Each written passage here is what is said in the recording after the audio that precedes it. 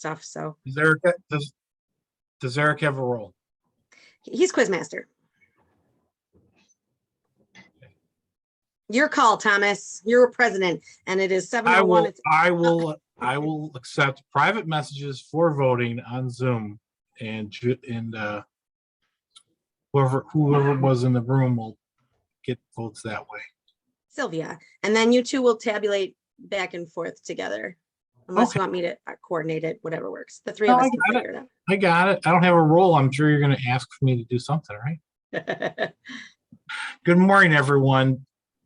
Welcome to AM Lockport. My son tested positive for COVID as well last night. He works at Lockport Home Depot, so I'm sure it went around amongst a couple of their workers. So Lockport is apparently a hot spot. Very much so. Our inspiration this morning, not invocation.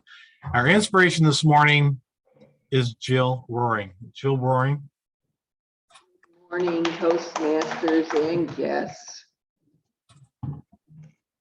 I see today's theme is, are you ready for summer type of thing? What do you need for summer? I cannot get inspired by that one yet. I'm still in spring.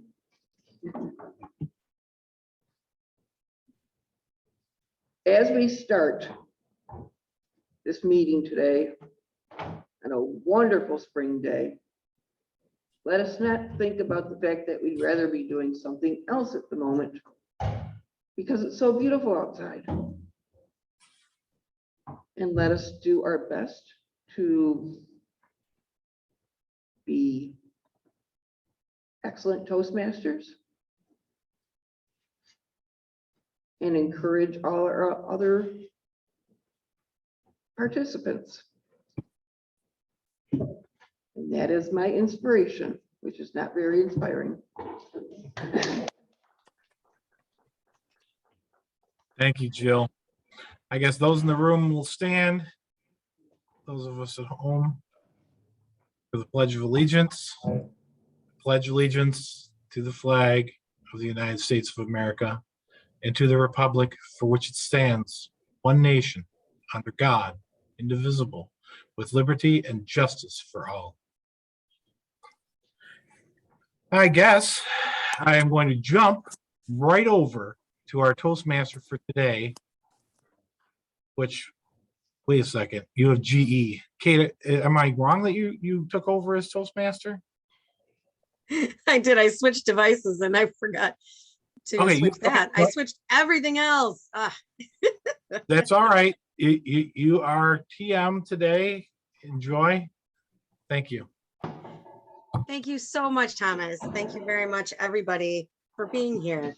And I would love to introduce our guest first off.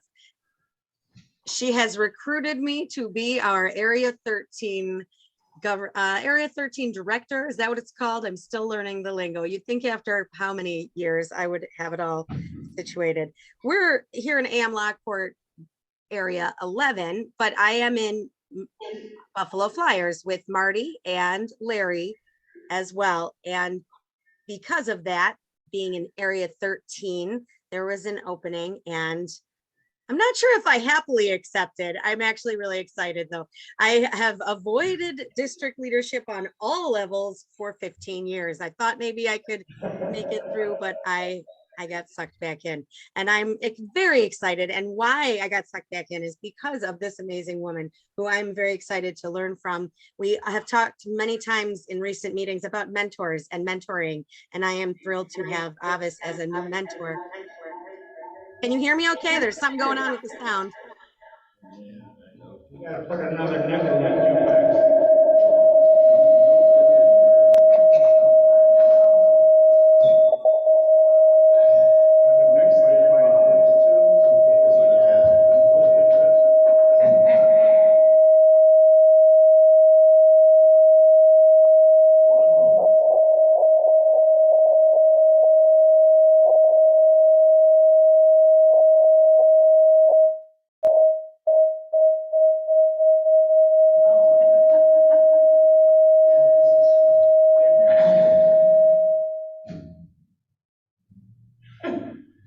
goodness. I don't know if the folks in the room could hear that the whole time. Yes. Oh, yeah. Oh, Oh, yeah.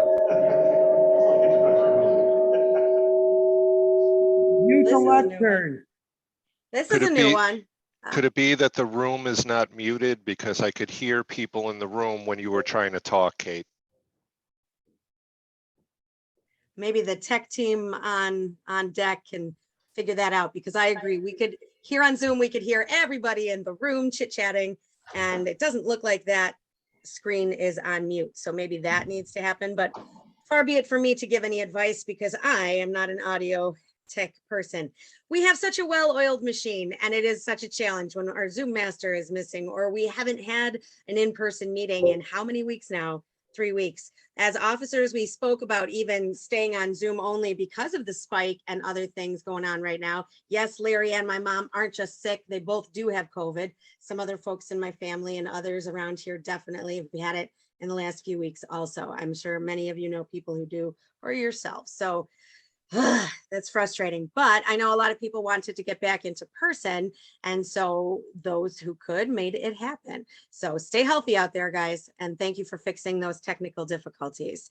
I appreciate it. So in any case, I hope most of you heard my going on and on, but I am the Area 13 director coming up, and I'm excited to learn from another new mentor in my life. And that is our guest, who is, I have a couple of things to share her background. You may recall, because she's been a guest in the past, but she is a current member of Clarence Toastmasters.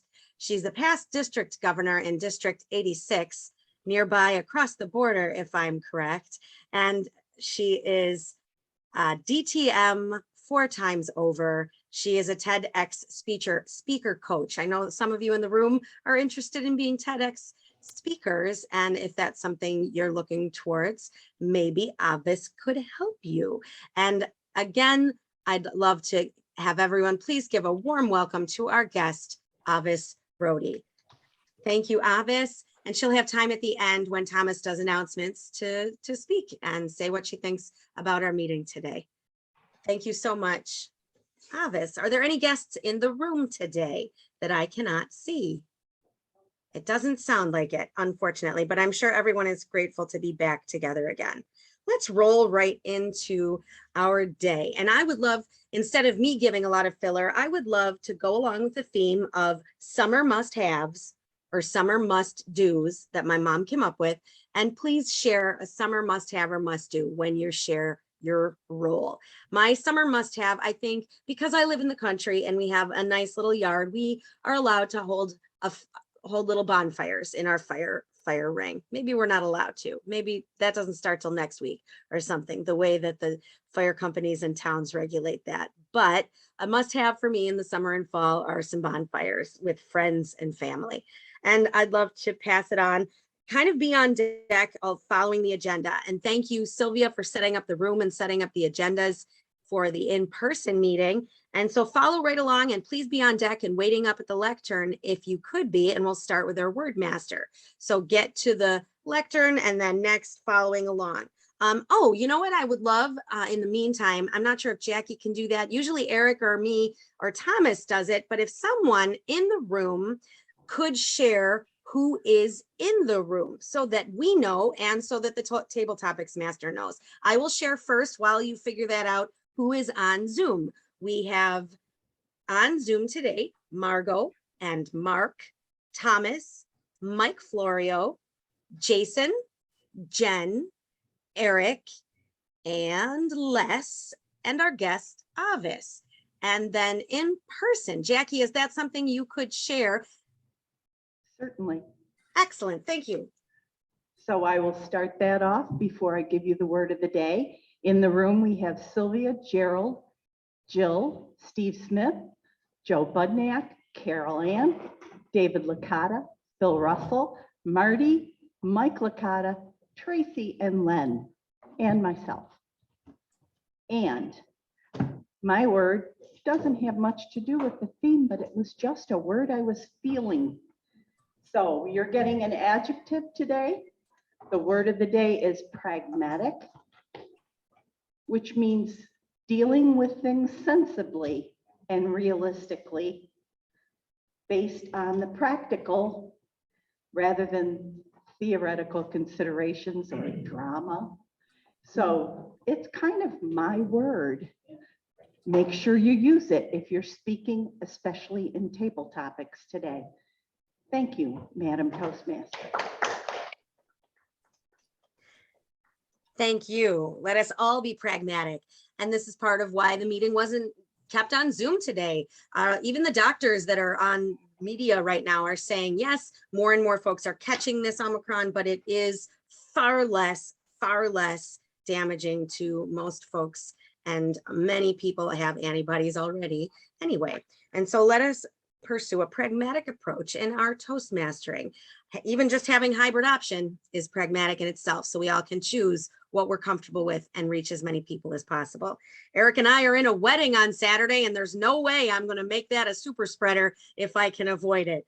In any case, moving on to our master today. Joe, welcome back. Are you at the lectern? Up, he's walking up. So next up will be Tracy and then Len. So if you could follow the agenda, and then we'll clip right along through the meeting. Joe. Good morning. I will be the master today, and I will be doing the pragmatic thing of counting ums, ahs, pregnant pauses, and the use of filler words. And best of luck to all of our speakers today. I know you will do well. Oh, Joe, let me catch you. Joe, come tell us what your must have or must do for the summer is, even if you're not feeling summery yet. Sit outside and read. Excellent. Sit outside and read. I should have asked Jackie as well. Jackie, when you give your report at the end, we would love to hear your must have for the summer. Our grammarian is Tracy. Tracy, also, do you have a must do or must have for summertime? We bring the mic down. So my summer must have is to spend time down at the lake. It's kind of pragmatic for me because I have a money pit down there. So that's what I do all summer is work. However, I am grammarian today and I will be listening to the good, the bad, and the ugly uses of the English language and report back at the end of the meeting. Thank you. Super. Thank you very much. We have heard stories about the money pit. Thank you for entertaining, even if it's frustrating. But I'm glad you can keep it in jest. Okay, Len, our quote master and tech genius. Thank you for keeping us on track and avoiding us from going deaf earlier. Len. Thank you, Kate. Genius is a very strong word. Use it wisely. My must have for summer is a freshly mown lawn, sitting around a fire in my backyard with a nice frosty beverage. Couple quotes on summer. Rest is not idleness, and to lie sometimes on the grass under trees on a summer's day, listening to the murmur of the water or watching the clouds float across the sky is by no means a waste of time. John Lubbock. Another one, deep summer is when laziness finds respectability. Sam Keen. Let's see. Some of the best memories are made in flip-flops. It's by Kelly Elmore. And one final one by Ralph Waldo Emerson. Live in the sunshine, swim in the sea, drink in the wild air. Madam Toastmaster. Thank you very much, Len. That sets the scene for us very nicely from a few different quotes. Our jester today is Sylvia. Sylvia, what's your summer must have, must do? And bring us some laughs. Well, I started my summer early. We started with vacation time, so it was great.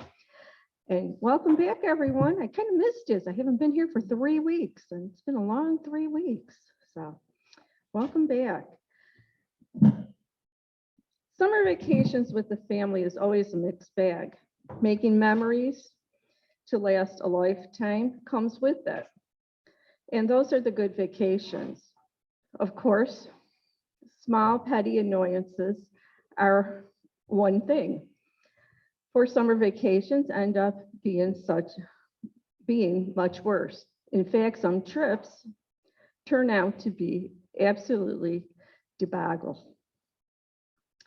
The irony It's sometimes those messy vacations is what we remember. I have a few. One is true, two are not. So you pick. My sister-in-law and her family did a road trip from California with their cat. On the way here, the cat dies. They pull over and they say, oh no, what are we gonna do? And they're crying and wondering what to do. And all of a sudden the cat jumps up out of it, must have been a deep sleep, who knows? That is a vacation that they'll remember of a lifetime. The number 2 story, taking my sons to a fishing trip, Boy Scouts, Troop 18 out in Gasport. And my husband's trying to teach my youngest one how to cast. And he goes, cast, the hook catches the corner of his nose. And he's running around, and my husband's trying to get him to stay calm and stay still so he could get him unhooked. And that's a big summer vacation that they'll never forget. After my husband and I were married, my in-laws offered to pay for our honeymoon. Visions of Hawaii, Bahamas, somewhere really nice was going through my head. Not quite. They told us we were heading to Disney World. Not only that, but since they were never there, they were going to come with us. And of course, my mother-in-law has 2 best friends who never been to Disney and wanted to go with their 3 children too. And of course, my sister-in-law and brother-in-law had to go along. Needless to say, we took a second honeymoon and never told them. You guess what's true. Wow, Sylvia, thanks for the laughs. Our timer in the room today is Dr. Stevens, and unless someone on Zoom would like to be timer, I'm happy to do that as well on the Zoom and just pin your screen for my picture still. Gerald. Good morning, fellow Toastmasters and our guests. My wife is the most pragmatic person that I know. She plans all my vacations. So that is the must-have for the summer, to get out of town. So that's probably not surprising to most of you guys. As an interesting aside, we once went to Yellowstone, and there was this guy called Forrest Fenn who hid a treasure. I don't know if you guys have heard of him or not. It was in Yellowstone. And it was the second place we were supposed to look, and my kids were a pain in the butt. And we didn't go to the second place. So annoying. I could be a millionaire. I just dying to tell that story. Just read about that the other day. As timer today, everything in Toastmasters is timed. We have table topics. The time in this club is 1:30 to 2 minutes. 1:30, you'll see the green, yellow at 1:45, and red at 2 minutes with a 15-second buffer. Speeches are generally 5 to 7 minutes. If they are not, evaluators let me know. 5 minutes to see the green light, yellow at 6, and 7 minutes will be red with a 30-second buffer on either side, and evaluations are 2 to 3 minutes. Green at 2, yellow at 2:30, and red at 3, 30-second buffer. That is my parameters for today. Madam Toastmaster. Thank you very much, Gerald. Let's see, if we go in order here, next after timer, we have our tech and gesture master, and he is on Zoom. Mark, what's your summer must-have, must-do, and your role today? Thank you, Madam Toastmaster, fellow Toastmasters, and our guests. Good morning. In terms of my must-dos during the summer, there are really a couple. The first would be spending time at our cottage at Sunset Bay and time hopefully on the beach if the weather cooperates. The second thing, I must grill a lot during the summer. And there are a few stipulations. It's always over charcoal. It's typically done with one hand because the other hand is usually holding a cold, frosty beverage like Len alluded to earlier. My job this morning as tech and gesture master is a dual one. I will be looking for gestures and commenting on those, and then our use of technology, how effective we are. I'm highly confident that the worst hiccup is behind us at this point in the meeting, But be forewarned, one thing I am looking for today, especially for those of you on Zoom, is mute button mastery. We've been at this a while. If you're not speaking, mute. When you need to speak, unmute. When you're done, mute. Elementary. Madam Toastmaster. Elementary indeed. You think we would all be geniuses, but like Len said, we use it carefully. Use that word genius carefully. Okay, our quiz master is also on Zoom, Eric Schneider. Thank you very much. Good morning, fellow Toastmasters and our guests. My summer must-dos for this summer is try to not think about work when I'm off duty this summer, as we're going to be cleaning 800 plus dorms in the span of 3 months. So wish me luck on that one. And also my summer must-dos is I'm going to be doing a chalk drawing at the New Thing Chalk Festival next month. And as you see behind me, this is my background and this is what I'm going to be drawing this summer. As your quiz master, I already begun writing down what I am going to ask at the end of the meeting. So get your listening ears ready, because I will be quizzing all of you on Zoom and in the room. So thank you, ma'am Toastmaster. Thank you, Eric. And as they say, the saying goes, we have 2 ears and 1 mouth, so we may listen twice as much as we speak. Our role of general evaluator is Marty, who's also in person today. Marty, will you please tell us your summer must-have and your role? Thank you, Madam Toastmaster. Most welcome guest, Avis, and fellow members. My must-do, I already started. Some of you know that I used to race canoes, and I actually was motivated by a couple friends to go out down near Lake Ontario a couple times already this year, and had a couple nice workouts, and I feel great. Thank God for that. I had a layoff the last couple of years because of a surgery, but I'm feeling very, very healthier, I should say. And I must say, it is my job as general evaluator. I'll be evaluating our wonderful Toastmaster Kate and the evaluators, and I'll report back at the end of the meeting and call on reports when indicated. Thank you. Thank you very much, Marty. And I see on deck and ready to go. We will move now into our table topics portion of our meeting. Fill in the room and first start us off with your summer must-have, and the floor is yours.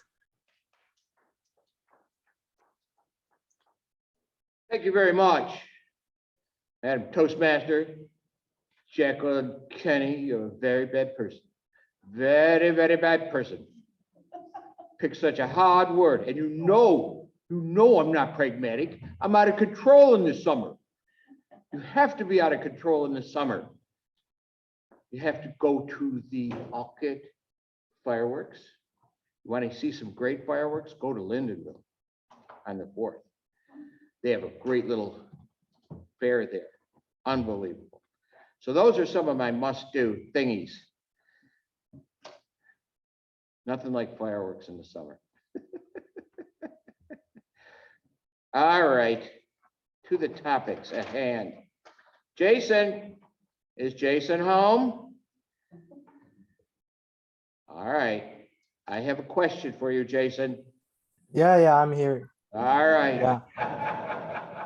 Sorry. Tomorrow, you just won the lottery. How are you going to spend that money this summer? Jason. Well, if I win the lottery and tomorrow, maybe I won't spend the money. Maybe I will pretend to be like maybe I will get a job in a company with maybe like 40K or 60K salary, but still is a life. Maybe I'm a finance student. Maybe I will use the lottery, put the money and to invest something like stocks. Right now the stocks market is going down. It's not a good idea, but maybe buy some bond to protect money with inflations, or buy a real estate with the money. And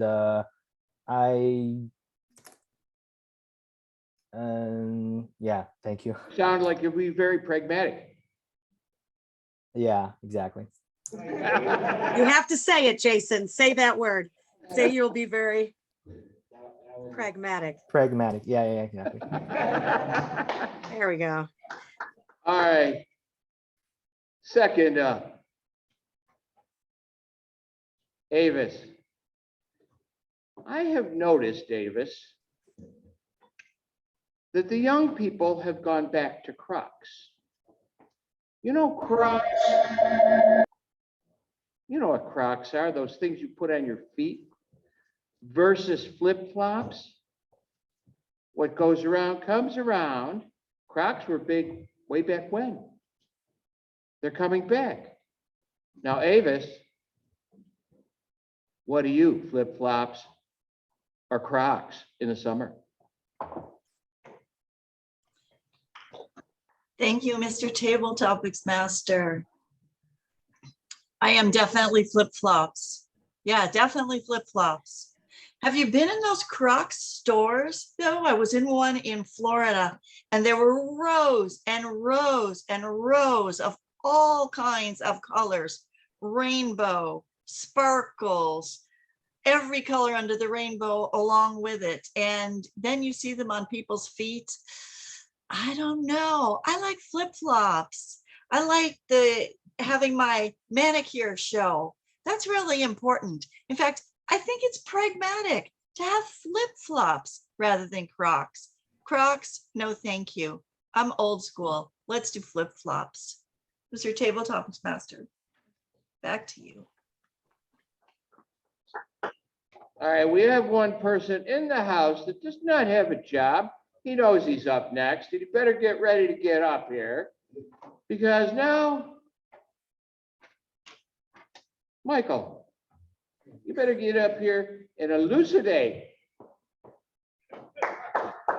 on the must-dos and haves and all of that stuff for the summer on your vacation. That's fine. I'm filling in as the evaluator, but it works out. Okay. Good morning, fellow Toastmasters and our guests this morning. Summer do's and don'ts have changed like everything else that's going on in the world in the last 2 years. You hope to travel. I was fortunate enough to travel last summer. I don't think I'm going to be doing it this summer. I know that with everything going on in the world, it's going to be very hard, and not hard, but very expensive. And to be pragmatic, it'd probably just be a lot easier to stay home and save money and not spend it, because not really much going on with everything going on in the world. But hopefully, given where we are, you can save money. And then next summer, I can talk to a couple of friends of mine, and maybe we will go out for another baseball trip. Hopefully this year, I believe maybe we can go down south, go catch a couple of games in Tampa and Miami, and work my way back up through Atlanta, because I've heard those are really great ballparks that have been built in the last 10 or 15 years. So I don't have a lot of do's or don'ts this summer. I know that it's interesting to figure out where we're all going to be in a couple of months, given everything that's going on in the world. So I think that it is important to remember to be safe and be healthy this summer. And hopefully we can all be around so we can all kind of enjoy what we hope to do next summer.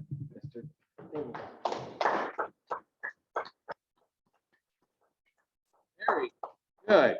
Now, I must give you all a summer must-do for a day trip. Go to the falls. Go north. Don't go any farther than a quarter of a mile away from the river. and go all the way down, right through the old Youngstown, Fort Niagara, take a right and follow 18 down there. You'll have all the way to Rochester. You'll have one of the greatest sightseeing tours of local you'll ever have. It's just great. Lighthouses, old places, and at the end of the trail, Black Button Distillery.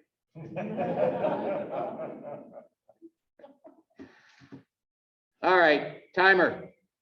What do we got here? Timer, get up here. Here. Thank you, Mr. Table Topics Master. In regards to time today, I wish we did a little bit better. Jason is at 1:16, did not qualify. Avis was at 42 seconds, also did not qualify. So Mike is our Table Topics winner at 1:34. I would like to interject, and we still can keep it that way because you are the timer. However, we did not clarify that because our club's parameters for timing is 1.5 to 2.5 minutes, where the typical Toastmaster timing is 1 to 2 minutes with a 15-second buffer.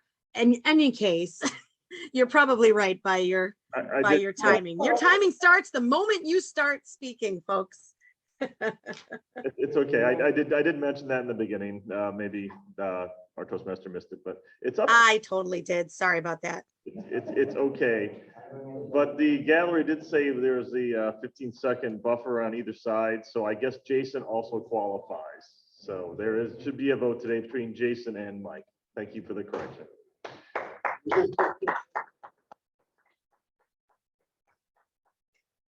All right, very, very bad person. Come up here, Jackie. How did our word do? Our word did very well. All of the participants in Table Topics used it. So with bossy girls everywhere, I will say they all qualify.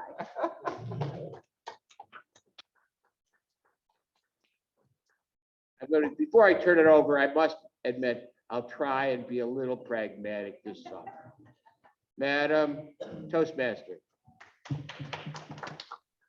Thank you, Phil. I'm not sure if I'm a bossy girl, if Phil's a bossy girl. I think we all are. I'm not sure what's happening there. Oh, someone set up a poll for those of us on Zoom. Thanks, whoever did that.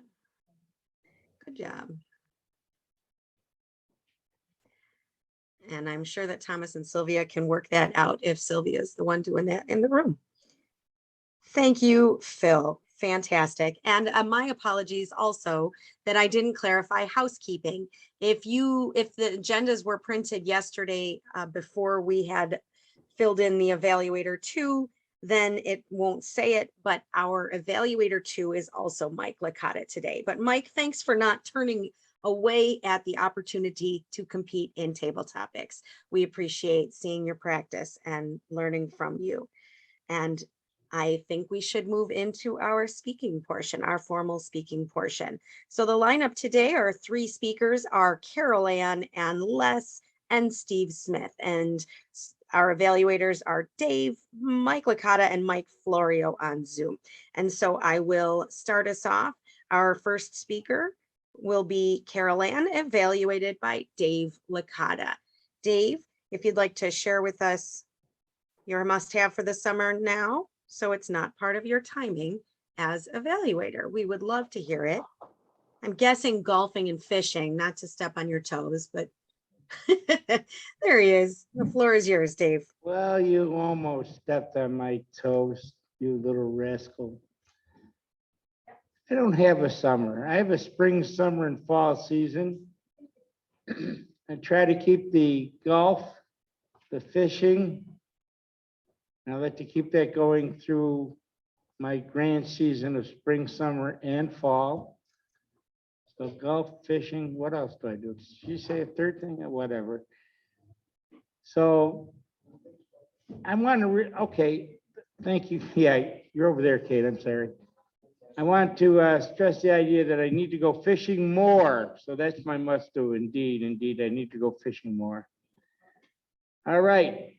Through the miracle of electronics, I just got her parameters. but it's so small. So thank God she wrote it down for me. This is a presentation mastery path.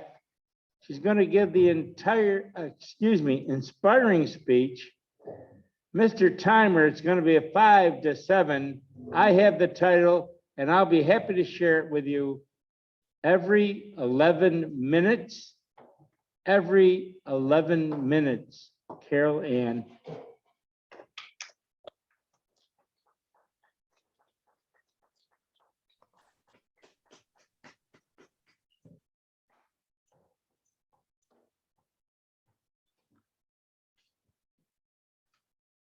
Madam Toastmaster, fellow Toastmaster and guest. In the summertime, I like to spend some time, my husband and I usually drive down to Lake Canandaigua a couple times just for an overnight and sit by the lake. And I also locally do enjoy going to Alcott. We usually play skee ball and ride the merry-go-round every Sunday and listen to concerts down there.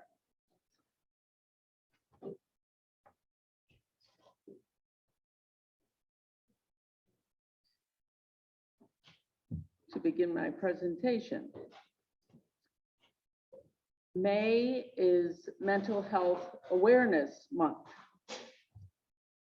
I am sure that everyone in this room has been touched in some way by the tragedy of someone completing suicide. My oldest daughter had a friend we'll call Sally. All during grade school, high school, we used to take her with us to Darien Lake, Fantasy Island, and she was always just such a fun-loving girl, and we always smiling. In pictures we have of her, always smiling. Well, one day I came home from work, and my daughter Katie was visibly upset. And I said, "What's wrong?" She said, "Sally shot herself yesterday." Totally unexpected. It just, her parents, of course, were devastated. And I remember when I was younger, probably about 10 years old, our neighbors we were real close to, the lady's niece, it was, lived in Canada. She had 3 sons, wonderful husband, family, everything looked fine. One morning she got up early before everyone and walked down to the Welland Canal and jumped in. And her father worked for the hydro. He had to close the gates so that the body would be found. And another friend of the family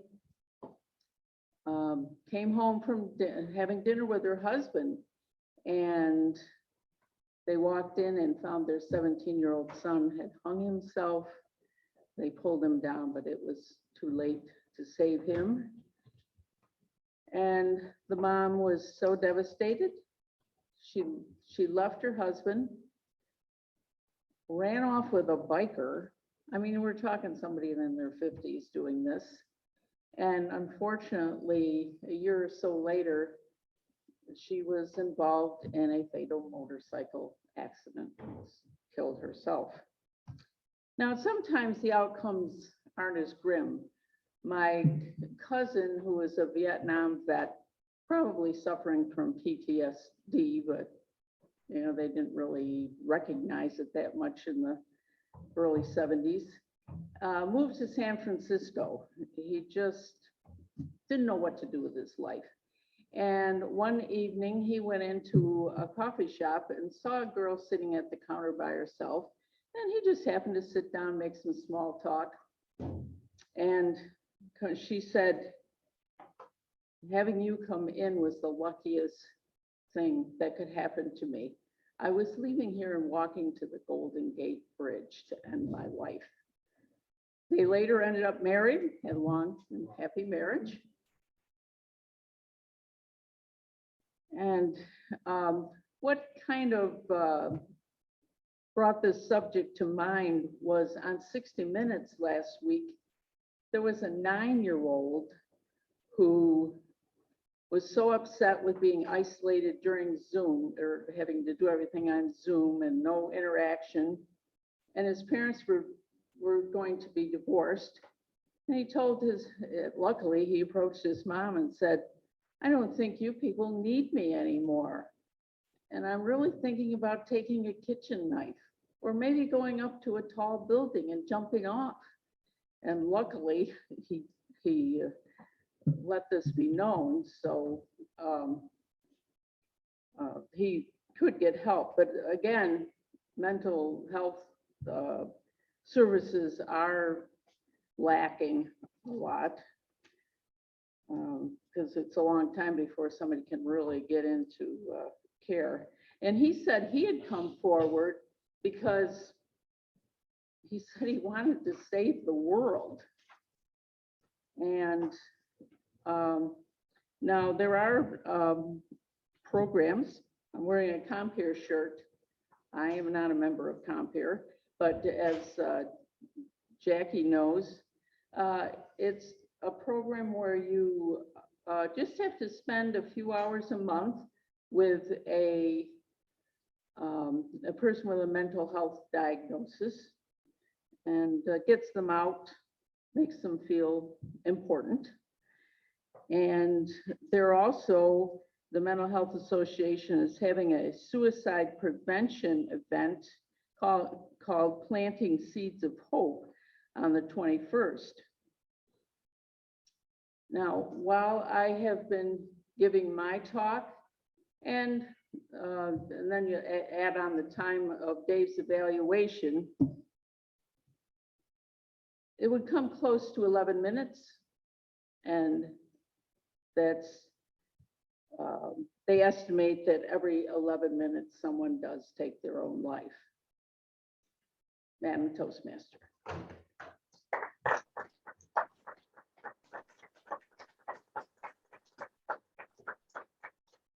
Very moving and timely. Thank you, Carol Ann, for approaching this difficult topic. Okay, we're going to move on. And thank you, Mike Licata, for volunteering to step in because Larry McKenzie was sick. And Mike Licata is our second evaluator today, evaluating Les. Mike. Thank you once again, Madam Toastmaster. Good morning, fellow Toastmasters, and especially Les. Les is speaking out of the Pathways Motivational Strategies path. He is working on level 1, writing a speech with purpose.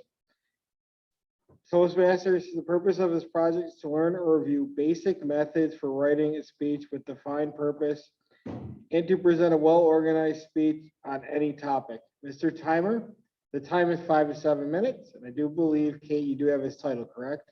I do. Thank you, Mike. Yep. Thank you, Mike. Okay, Les. Les, welcome back again. I wanted to make sure you know how to pin my screen if you would like to see the timing, but I do know you are a skilled Toastmaster, so that is up to you. How do you ping the screen? Oh, aren't you on top of things? Excellent. Let me please introduce Les Robinson, Understanding Your Surroundings. Understanding Your Surroundings, Les Robinson. Thank you. Understanding your surroundings.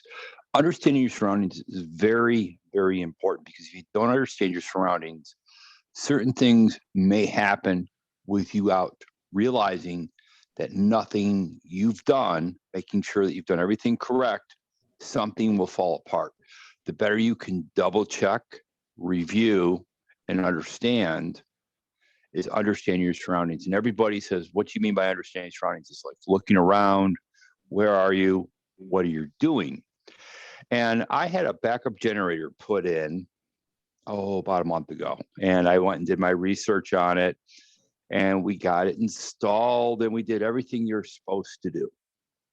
And once again, everything happens for a reason. And what basically happened was we put the generator in, we hooked it up, we tested the sub panel, and we went through all the switches. So I'm like, cool, we're good to go. Everything is all set up. If we have to hook it up, we're good. So on my first test of the generator, everything worked. And I said, well, next month when I go through it, I'm going to plug it in, go through all the switches, double check, make sure everything is good. So everybody would say, hey, you're good, I'm good. It's a win-win across the board. So not to get into the minutia of it, my bladder on my boiler was leaking. I was down in the basement, hearing drip, drip, drip, drip.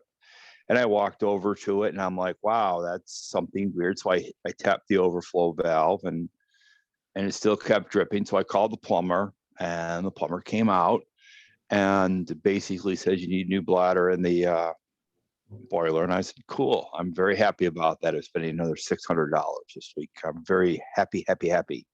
And we put it in and I said, well, the boilers on the sub panel will flip the switch. Well, we found out going through all the switches that the boiler was never moved from the big panel, the master panel, to the smaller panel. And I started laughing. I said, and the guy goes, what's so funny? I goes, could you imagine if this happened in the middle of February in an ice storm and we had no power, trying to get the electrician out here to redo the box? So we were able to fix the boiler. And from there, very simple, is I called the electrician up and I said, hey, by the way, we've got a problem. And they kind of like hemmed and hawed, and then the electrician guy called me up and I said, hey, by the way, when we tested it, we tested the boiler. He goes, yeah, it's in the sub panel. I said, no, it's not. It's in the master board of the circuit breaker board. It's not in the sub panel. And he goes, you sure? He goes, yeah, I just spent $500 and we had the guy from the plumber come over. So they're going to come over and they're going to fix it, which will be in the next 2 to 3 weeks in the summer. So boilers, unless we have a major ice storm in the middle of June, July, or August, they will come over, they will fix the plug so the backup generator will run the boiler. But sometimes you may do everything under the sun to understand your surroundings. You may check and review and review and review and say everything is good. But once in a while, even though you've done everything good on your primary thing, it would be so far down the board that even though you understand your surroundings, you checked out everything what you're going to do, something still happens. So as I always say, when you check through the board, make sure you check and double check. And there is always something that will or will not happen, even though you understand your surroundings, you've evaluated, you've done everything under the sun correctly. Stuff will always come out of the system that you're unexpecting. And I looked at it this way, is that I have a problem. I did everything I could do. I then realized what the problem was. I called up the electrician. I went through it through a pragmatic approach of saying, hey, A, B, C, D, that we didn't get in an argument. They understood that it did happen. So at the end of the day, a couple of things happened. Was number one is that they're going to come over and either put a plug on the boiler as a backup instead of moving everything on around the box. They're going to move it around the box. And basically it's going to be done sometime in the next 2 months versus have it happen when real simple, it's in the middle of the winter. So understanding your surroundings 99% of the time will help you. When you've come to evaluate a situation, that is when you want to look at it. Thank you very much and have a great day. Thank you, Les. Also, call to action. Pay attention to those surroundings. Our third and final speaker of the day is going to be Steve, and he is evaluated by Mike Florio, who is also on Zoom. Mike. Are Madam you- Toastmaster, fellow Toastmasters, good morning. Steve will be speaking from the pathways and engaging humor and research and presenting. His time will be 5 to 7 minutes. And do you have his title? I do have it as well. You go right ahead. Getting to the root of the problem.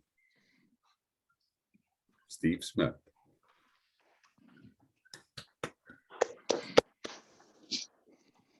Thank you. Now, as many people know, one of my major passions this time of year is astronomy. And a quick side note, we're starting that this Saturday down at Grover Park in Wilson. We will be doing a star show. We're trying to. The weather forecast is, but I'm not going to talk about that today. I'm talking about one of my other passions in the summertime, gardening. Now, down at Wilson, we're set back a little in the spring because of the lake. So only now are we getting to the point where things are warming up, drying up, and it's time to get up and get going and work out in the garden. Now that may sound like a problem. It makes up for it in the fall. I have been known on more than one occasion to be out picking peppers in November because we just don't get the frost as early up that way. And I've also been known to cut broccoli in December and January, but I'm getting way ahead of the story. It starts right now. You have to go out, start preparing your beds. And that means dealing with every farmer's friend, weeds. I wish I could get up here and tell you that we can totally eradicate weeds. We can't. You'll never get rid of weeds. They have to be dealt with and controlled. So let's start at the beginning. What is a weed? A weed, by definition, is any plant that's growing where it's not wanted. That makes it sound like you can lump them all into one bunch and deal with them all the same. You can't. Because there are many different types of plants, they all require their own type of strategy to stay ahead of them. There are basically 3 types of plants. There are annuals, that is plants that complete their life cycle in 1 year. Biannuals, plants that take 2 years to complete their life cycle. And then there's the perennials, the ones that go on and on and on, or as I like to call them, the gifts that keep giving. And you'll never get rid of those. But each one has its own technique. We'll start with annuals. The 3 most common garden weeds are annuals. Now, I'm going to avoid the Latin names because I don't want to get chastised on my mispronunciation of them. But in order to know the plant, you have to know the Latin name. Plants have many, many common names. I'm not even going to use the term pigweed because almost every plant out there has been called pigweed. And there's a reason for that. Having been a pig farmer, I'm here to tell you, I can't think of too many plants a pig will not eat. So I don't use that term. And any plant you want to talk about, it's usually got a whole list of common names. I'm going to use the more common. Amaranth.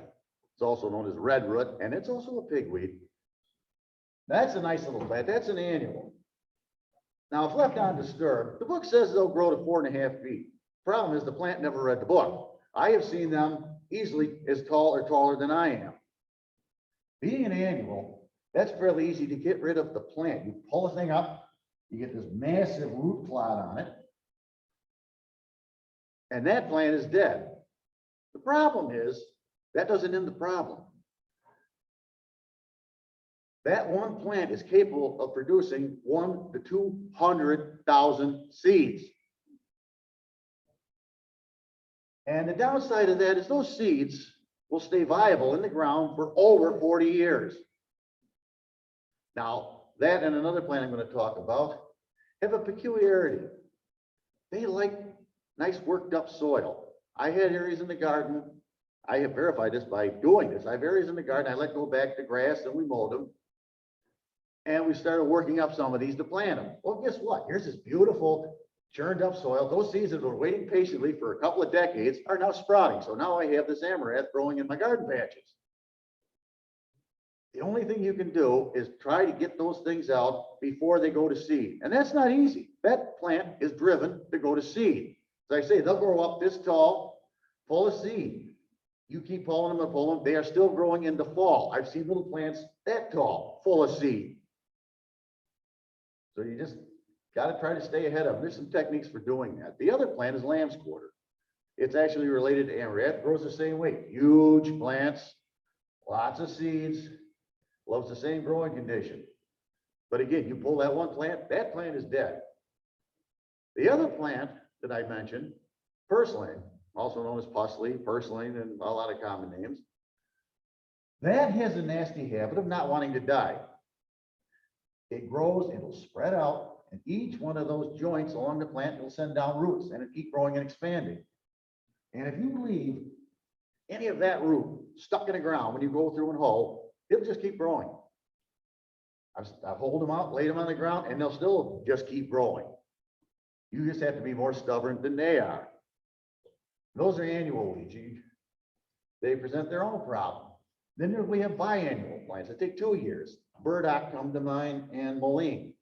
First year, it's got a cute little small plant. Second year, that's when they get aggressive. They send up big flower stalks. Now, in the right place, they're a pretty plant, but not in the middle of my tomato patch. Then we have the perennial weeds.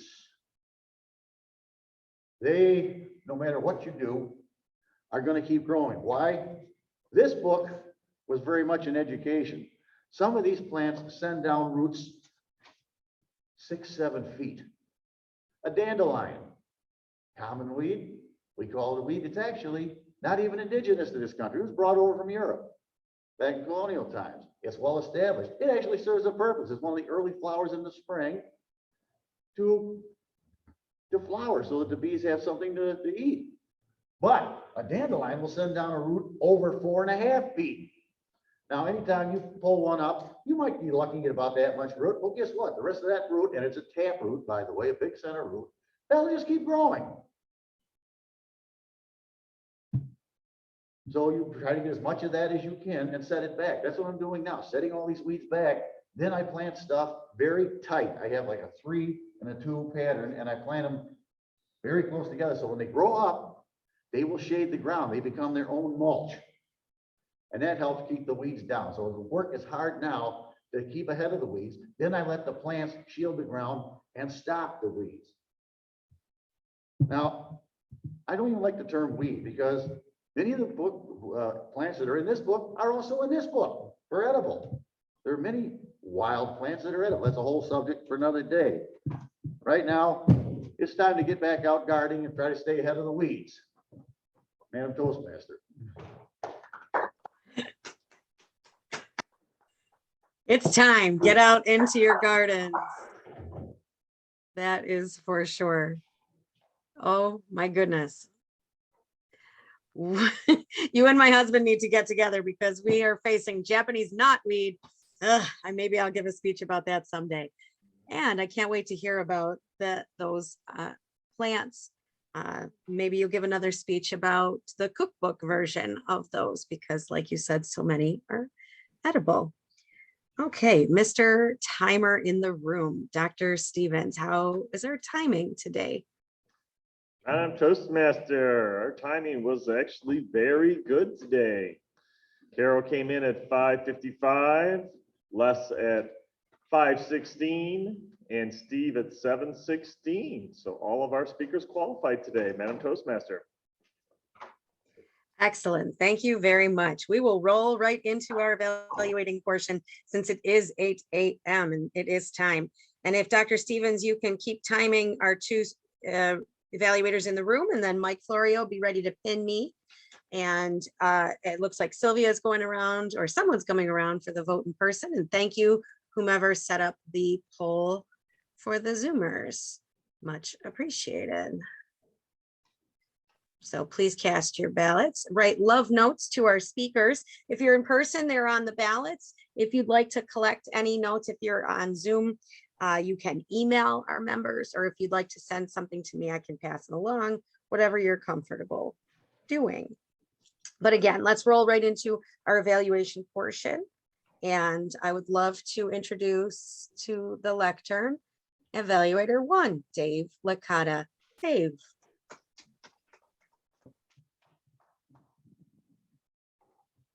Well, I got up here like we split for a change. Trying to set a good example. Please queue up, find yourself in the bullpen, ready to go. All righty, Carol Ann. What I liked is that she immediately sold us on her sincerity in regards to this problem. So kudos for that.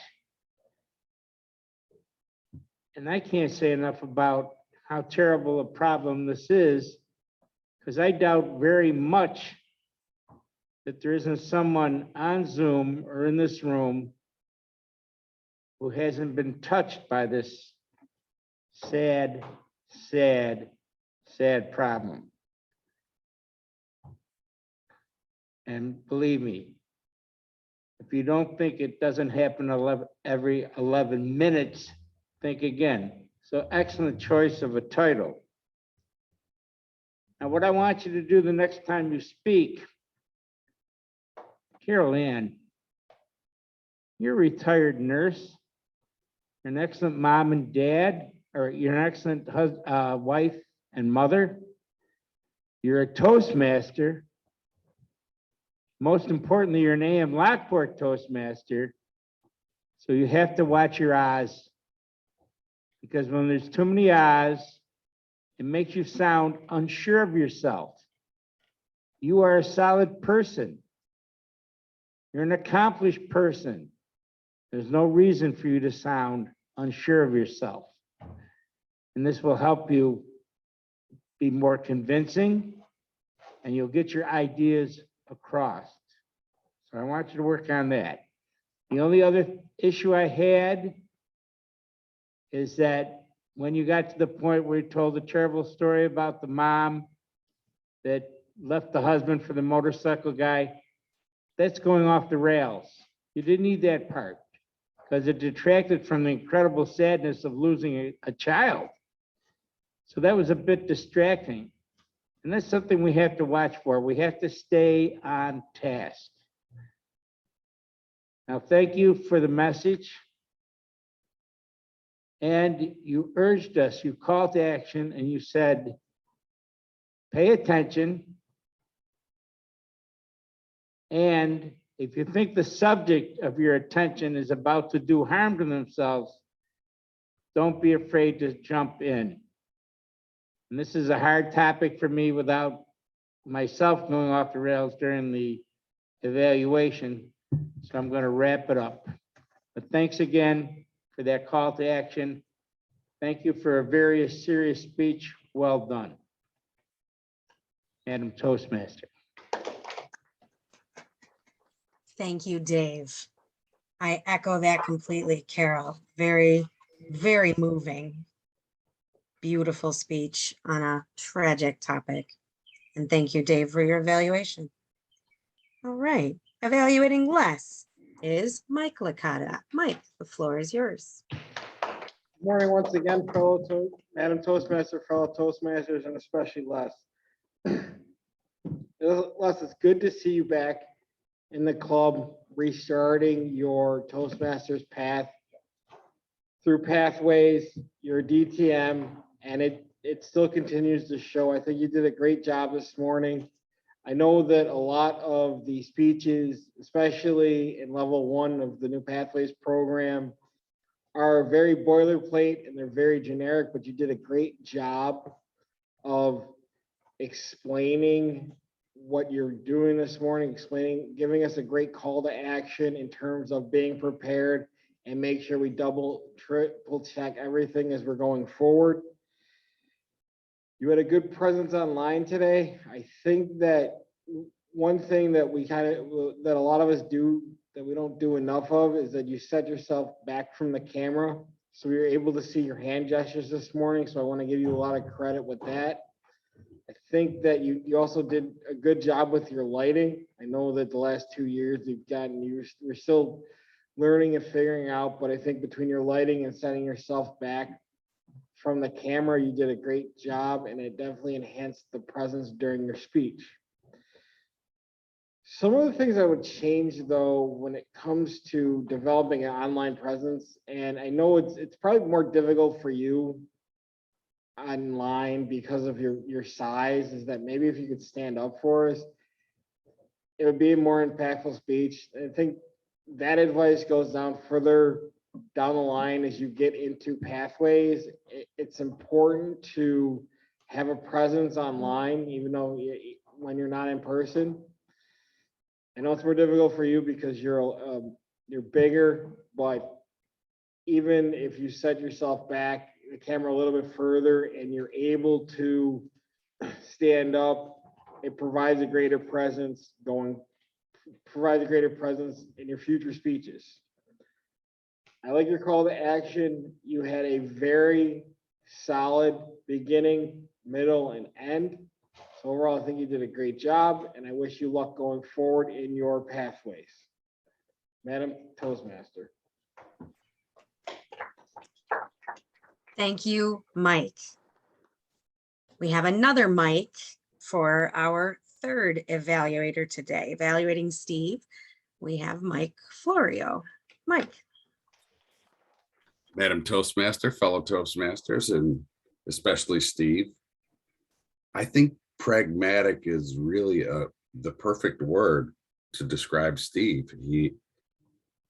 He told us right in the jump that he knows so much about astronomy, but he said, I'm going to switch gears today and I'm going to talk about gardening. And you know that someone like Steve does his research, and he did. He had all of the books to back it up, and he told you everything that he did to do the research for this speech, and he was definitely prepared today.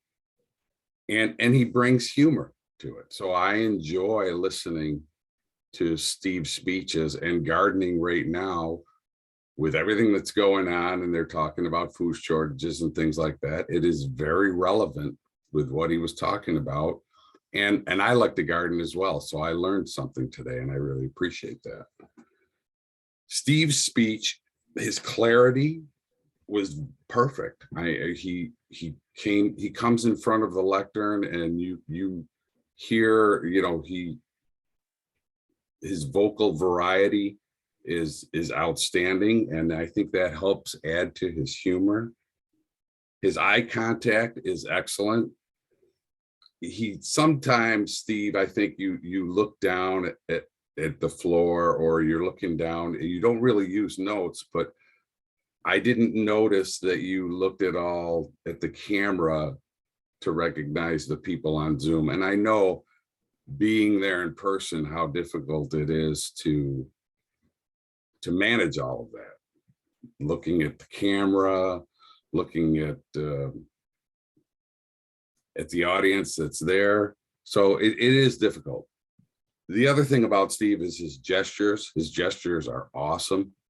You could tell that adds to his humor. When he talks about pulling up the weeds and he shows you what he's doing, it definitely adds to his speech. And you can tell that, his acting comes into his speech.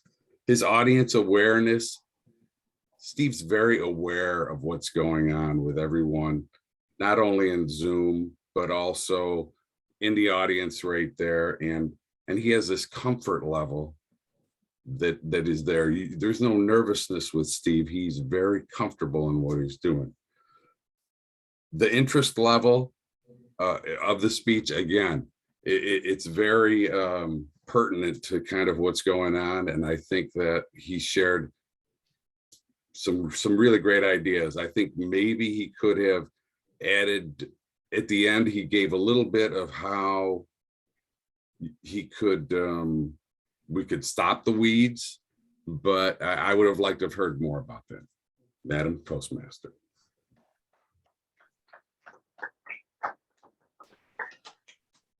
Thank you, Mike Florio. May we have a timer's report from Dr. Stevens, DTM. I should be saying our titles more often, I realized. I will attempt to do better at that.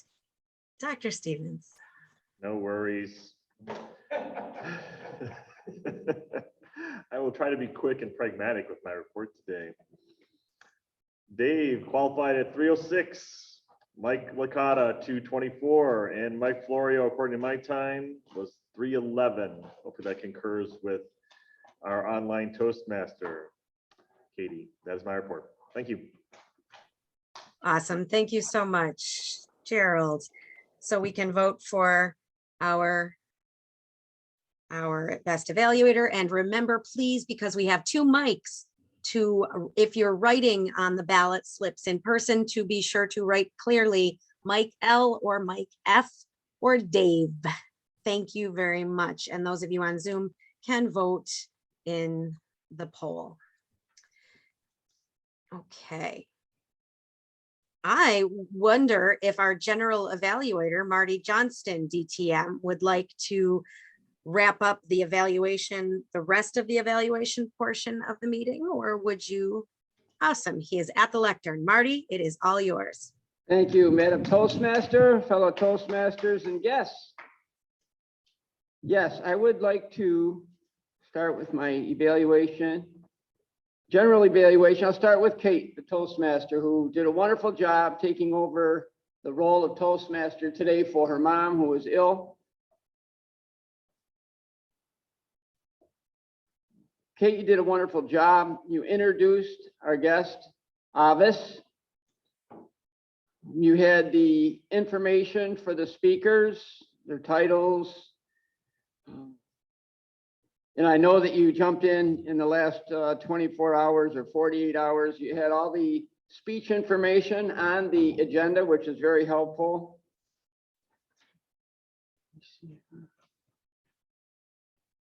Overall, I feel in the time you had, you did a great job, Kate. Thank you very much. Moving into our evaluators, we'll start with Dave. Dave Licata evaluating Carol Ann. Dave gave Carol Ann some good motivation, commented on what she did well, gave her a suggestion for improvement, and commented on her good call to action that she had, which is important in a presentation that Carol had. Mike Licata on Les Robinson's speech pointed out again, all 3 evaluators use what we call the sandwich approach.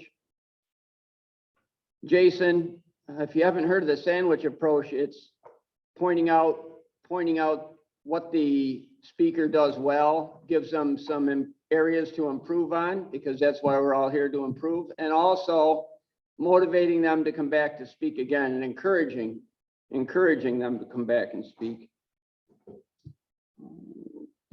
Yeah, Mike Licata definitely pointed out the positives and good things that Les did, gave him a suggestion for improvement at standing up. That would be wonderful, Les, because you do have such a presence, because you're such a tall guy. You're taller than I am. You're probably 6'4", and that would be wonderful to see. The other thing I would have added, Mike, and I don't know if you did, he did have good eye contact, but once or twice I saw Les going more to the left or the right. And I don't know if that was to cover the people on his screen. That may have been, but that just caught me. I made a note of that. Let's see. Mike Florio on Steve Smith's speech commented on many of the wonderful things that Steve did, how he was prepared, and the gestures. And I too would have liked to heard about how to get to the root of the problem. There you are, Steve. And maybe perhaps one example on, I thought you were going to have a spray bottle and tell us what the concoction was or a shovel, or show us a proper technique on how to dig up or how to kill a weed. I was looking for that. You may have mentioned it, but I missed it if you did. Overall, our evaluators did a wonderful job. Thank you. I'll be moving into the reports. I'd like to call for an on-master report from Joe Budnick. Joe.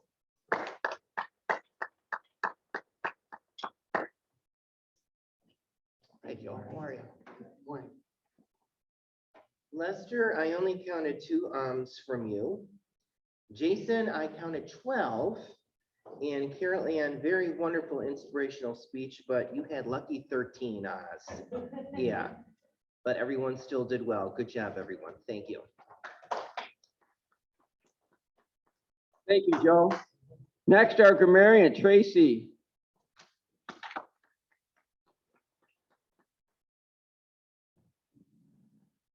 Thank you, Marty. Tonight was really an interesting day. I'm going to talk about the good. I know a couple of us talked about those frosty beverages. That to me sounded great. Mark coined a new term, the mute button mastery. Avis, I thought it was very interesting that you thought that you needed flip-flops to show off your manicure. I think you meant to say your pedicure. Several of us used the word bossy girls. I think we need to say boss lady. Finally, Les, as a DTM, you were a little bit lazy in your terms. You said we got it installed. I think you meant to say had it installed and we did everything good. Probably we did everything right. Well, everybody, there was a lot of you knows and start overs. We're getting a little lazy in our speech, but beyond that, we had a very interesting, good meeting. Thank you. Thank you, Tracy. Next, we have our tech and gesture master, Mark Campos. Mark. Thank you, Mr. General Evaluator, fellow Toastmasters, and our guests. Let's talk gestures first. Among those that I noticed who had some good gestures today were Kate, Len, Avis, David. Carol Ann, you had some understated gestures, which certainly were more appropriate given the very serious nature of your speech. Les, you were very expressive this morning with your gestures. It's been mentioned already. Steve Smith, you were the king today. You put on a clinic. Every gesture from small ones to big ones, falling down. I liked your in the beginning. That was a good one. And Mike Florio, you had some gestures giving your evaluation. Now let's talk technology. Thankfully, we did indeed leave that hiccup in the dust this morning. We had no major issues after that. So kudos to our tech team that makes it happen every week, our unsung heroes. There were no mute button mishaps after I laid down the gauntlet. Great job, everyone. I'm so very proud of you. Les, let's come back to you on the tech side. It's been mentioned possibly about standing up. I think even more importantly than that might be your camera angle. Whatever you're using, your phone, your tablet, your laptop is lower than your eyes. If you set it up higher, it gives us a better vantage point. And here's one of the reasons why. Your gestures were so expressive, but often they were in front of your face and they lost their effectiveness in that regard. So then it became a little bit distracting. And I think as it's been mentioned already, we're right here. This is what you need to look at. We're here. And ironically enough, your evaluator, Michael Licata, kudos to you. You put on an absolute clinic this morning, the best I've seen yet in that room in terms of looking right into the camera. So terrific job, Mr. General Evaluator. Thank you, Mark. Next, our quiz master, Eric Schneider. Test our listening skills. Take it away, Eric. Thank you, Mr. General Evaluator. All right, there's gonna be money involved, so whoever gets who wins the quiz master role will win Monopoly money. Sorry, I can't give out real money. All right, first question. What area is Kate the new director of? There you go. Where to go for the great fireworks that Phil suggested at the beginning of table time? Lindenville. Alcott Beach. Lindenville. Hey, Alcott. Oh, All right, break it up, break it up, break it up. What shoes does Avis like to wear? Flip flops. All right, where is the next suggestion that we all should go to up north? Route 18. I heard Niagara Falls in there. Am I correct?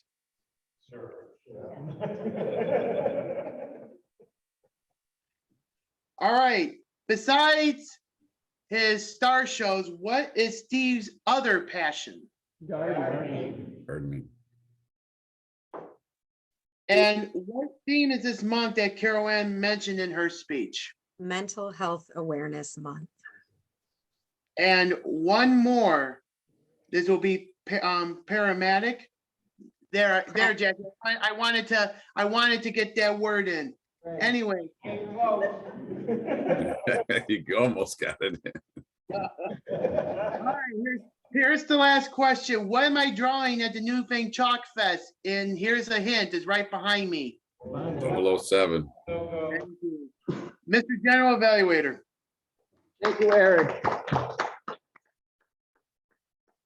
Last but not least, our word master, Jackie Kenny. Tell us how we did with the word pragmatic today. Thank you for saying the word, Marty, and adding to my list.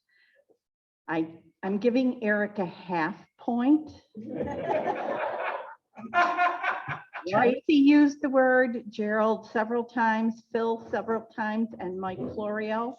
And women in power everywhere will be pragmatic instead of, girls or ladies.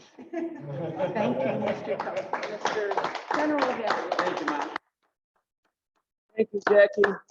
At this point, I'd like to return control of the meeting back over to our wonderful Toastmaster of the day, Kate Orr. Thank you very much, Marty. Now, Thomas, I did chat you. Did you get my chat a few minutes ago? I'm not sure if you would like to wrap up the meeting with that. There are like 40 chats in here. Never mind then. Well, I'll get back to you in a moment. Avis, I would like to welcome you back to the floor. And to everyone, although Avis is a traditional pronunciation, this is Avis. I would like us to say pragmatic, say that. That was the problem, Eric. You sounded like you said paramedic, I think, or something like that. That's why she gave you a half point. And then let's say Avis. Avis. Thank you. She is our new our Division A Director. Avis, would you like to take the floor for a moment? We have 6 minutes left and we just have to wrap up at the end. Hey, perfect. Thank you. First of all, summer. Our winters are so long and I feel cooped up. I don't know about you, but when spring arrives, I like to take long walks, hikes through the woods or along the rail trail. And if I'm at the beach, then I want long walks on the beach. I'm happy to be here today. You guys are a great club, and I feel that way every time I come. You've got some amazing members here, and all of your members. Yeah, you got an amazing club. As Kate mentioned, of course, I'm the incoming Division A Director, and I am so happy that Kate has joined my team as Area 13 Director. We have 4 areas. We had 5 areas this past year, but going forward, there are 4 areas. So I'm looking for 3 more area directors. Is it you? If you're working towards a Distinguished Toastmaster Award, now I said towards a, not your only, because remember, I have 4 of those. You don't have to stop at 1. If you're working towards a Distinguished Toastmaster Award, being an area director is going to fulfill one of those requirements for you. Would you like to be part of this team? If your answer is yes, or even if you're just thinking about it and you want some more information to make an informed decision, please email me. I'm going to put my email in the chat, but for those of you that don't see it, if you got a pencil, here's what it is. abrodiem@gmail.com. abrodytm@gmail.com. And I look forward to visiting again. Thank you, Kate. Thank you very much, Avis, for joining us today. We are in Area 11, so you would make it easiest on yourself to be an Area 11 director like Marty. I should have introduced you as DTM and current Area 11 director, our GE today. And anybody else interested, you can also be a director of an area that you're not in. And I will now hand it back to Mr. President Thomas Heldwine. Thomas. Well, Mark could have got me because I didn't mute myself. And I was unmuted that whole time. I went to unmute myself and I'm like, oh, oops. I did find your chat. Thank you very much. I would like to offer a toast to my pragmatic ability to remember. I am a pragmatist. You would ask Katie what summer means to me. Western New York has 4 seasons, and summer comes around. There's things you can only do in the summer. Go to a drive-in movie. The spring is too cold. The fall is too cold. You're turning your car on to get heat. It doesn't work. Only in the summer can you be warm enough to sit out and watch a drive-in movie.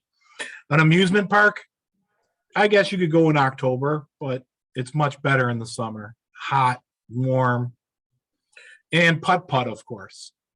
Anything on the ground, leaves or snow or anything like that, makes it too difficult to do that. So those are some of the things I like to do during the summer. Outside activities that you can't really do any other time of the year. It's your only chance. Get out and do them. Lockport needs your support, the transit drive-in. Make sure not to sneak in your food, even though there's now a Dollar Tree store across the street. Help support them. All their money comes from buying stuff there.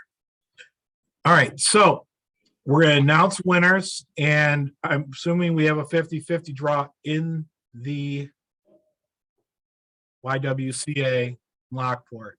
They're live. So, finding Kate's email. Avis already spoke. Winners. All right, for table topics was Mike Licata. Congratulations, Mike. Our evaluator is Dave Licata. All right. They're rubbing off, huh? You two need to go out and get some breakfast this morning. Our speaker today was Steve Smith. Are we able to draw 50-50 while we're there?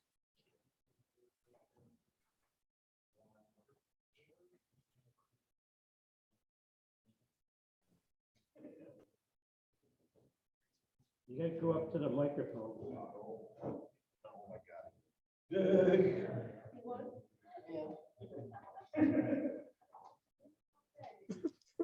The winner is, on your orange ticket, 301. I'm 302. I'm 301. Redraw. That's not how it works. Steve won.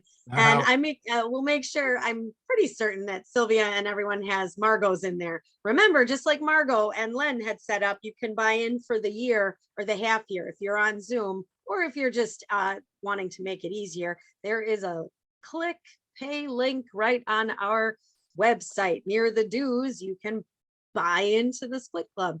And then remember to put your second chance tickets if you didn't win, number 702 or whatever, 302 or whatever Dave's was. Be sure to put that in for the second chance drawing. Sorry, Thomas, I didn't mean to jump in. Of course, me, boss lady. Being a pragmatist, go right ahead. It is 8:30. You can go ahead and close the meeting. Woo.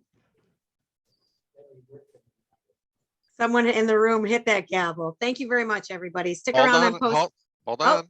Oh. Hold on. I am your Toastmaster next week. Ooh, we forgot to introduce you. And I am happy to report that I have settled upon a theme that I landed on sometime between 7 a.m. and 8:30, maybe when the coffee kicked in. Knowing this group, I do expect that the members will embrace this theme particularly Phil Russell. Phil, you listening?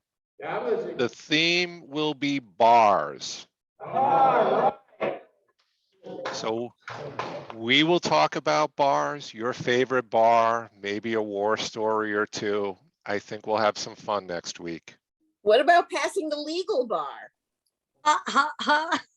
That's not the bar that matters in this case. I don't think we've ever had this topic yet. This will be an interesting theme. Thank you, Mark, for interjecting. We chatted about it and then something forgot all about it. So thank you for interjecting. Stick around for post toasties if you'd like. Thank you, everybody who's helping in the room with takedown at Sylvia and Len's direction. We appreciate that very much. I wish I could join you for breakfast, but we're